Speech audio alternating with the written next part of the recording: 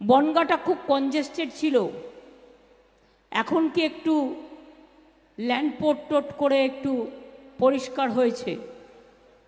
কিন্তু একটা কষ্ট হচ্ছে, যেটা আমি শুনেছি আমার লোকাল রিপোর্ট, মুটেওয়ালা যারা কাজ করত এবং ছোট ছোট গাড়ি,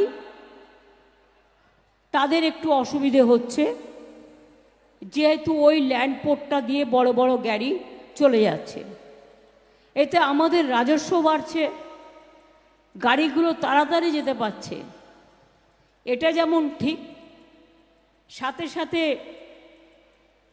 40-50 হাজার মানুষের কথা আমরা তো উড়িয়ে দিতে পারি না।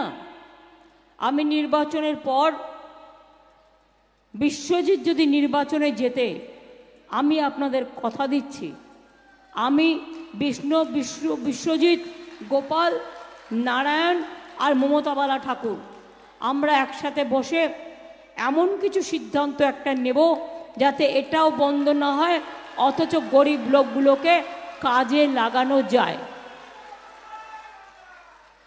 তাদেরও যাতে কাজে লাগানো যায়।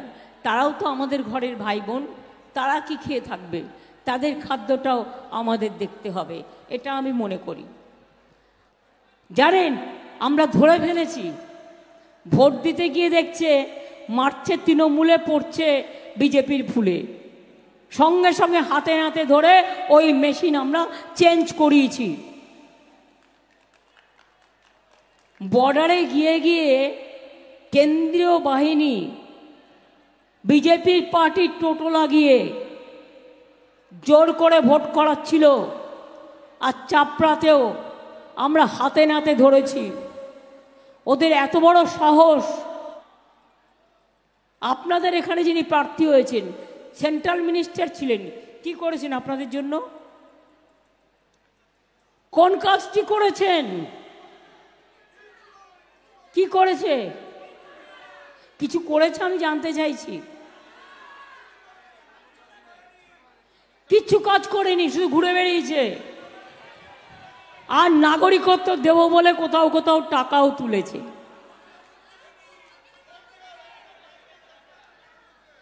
খবর আমার আছে। আপনাদের একটা কাজ করুন, আপনাদের যিনি বিজেপির প্রার্থী হয়েছে তাকে বলুন, তুমি প্রথমে অ্যাপ্লাই করো। তুমি কেন অ্যাপ্লাই করছো না? কারণ বিদেশি হয়ে যাবে। নিজের বেলায়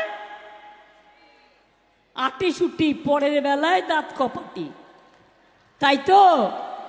নিজে করবে না, নিজে করলে বিদেশি হয়ে যাবে। তা আপনি কেন করবেন? কেউ জমা করেনি, দুজন বাইরের লোককে নিয়ে এসে সারা ভারতবর্ষে জমা করেছে, কেউ করেনি। তার কারণ যারা আইনটা জানে, যারা দেখেছে, তারা দেখেছে যে এরা কি ডেঞ্জারাস। তাই এনআরসি আমরা করতে দিচ্ছি না।